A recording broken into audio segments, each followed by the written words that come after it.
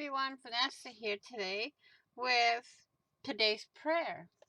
And I'm going to read it to you guys, and then I'm going to read y'all the verse from the Bible. Okay, it's similar, but a little different. Okay, here we go. Today's prayer for June 14th, 2021. Okay, and today's prayer is where God guides, He provides. Isaiah chapter 58. Uh, chapter 58, verse 11. So we're going to go to verse 11.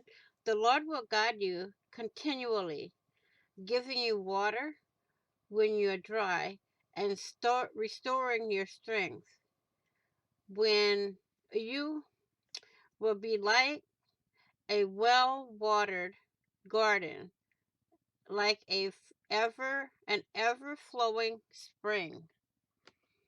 That's it. Up to here. So I will see you for next week's today's prayer.